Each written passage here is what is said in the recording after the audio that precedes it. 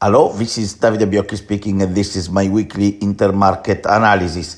Let's start with the euro dollar that is really moving dangerously below the level of 1.045. That was, for more than 2 years, the main support, as we can see here.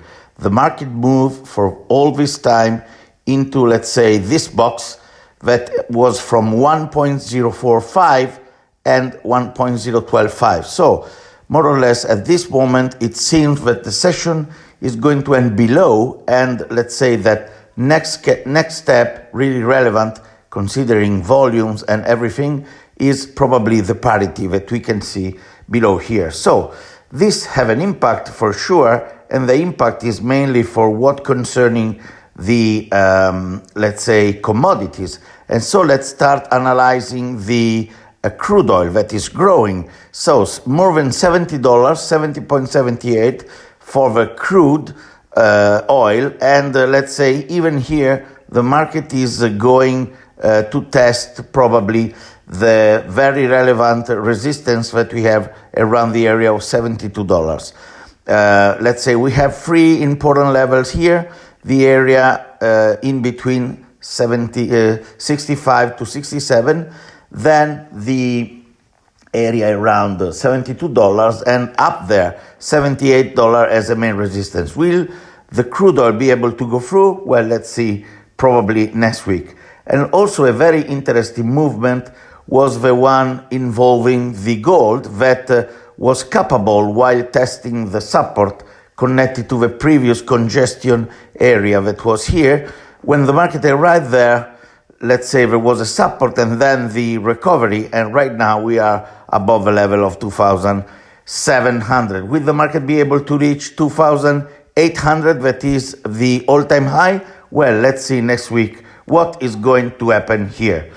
Even if it is really interesting, let's have a look. Let's have a look also at the copper here. The copper is really interesting, not capable to grow as the gold is right now doing, but really there was a very important test around the level of the area of $4 here, and the market reacted. And right now we are waiting for potential additional reaction, and something similar is happening also on the silver.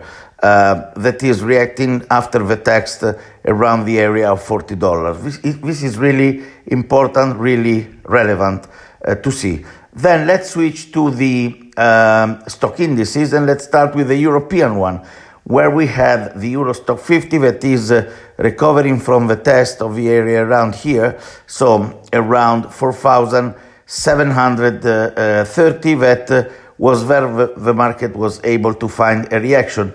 And better than the Euro Stock 50 is the DAX that we can see here. There was a level area around of 19,000 that the market tested recently and then rebound. So we are maintaining this area where we have the top level here that is also the representing the all-time high. So potentially the market could go and test again the level up there. And what about the US indices? Well, they grew a lot recently, and let's say even if NVIDIA was not reacting as well as expected after the reporting, let's say that we could have the possibility to see again an additional test at the area of 6,000 from the S&P 500.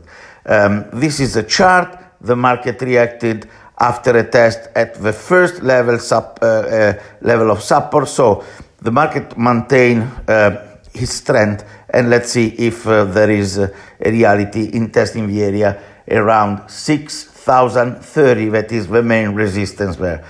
Last but not least, the Nasdaq that was capable to go and create a new all-time high above the previous one, but later, especially because of the expectations about NVIDIA, came a little bit back, then reacted, but for the moment is unable to go and test the level up there. The Nasdaq in this moment is a little bit weaker than the other indices. Last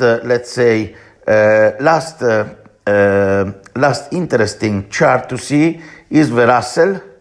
If we can go and test, this is a Russell, and what happened here was that there was a test up there to the level that was in the year 2021 registered at the all-time high.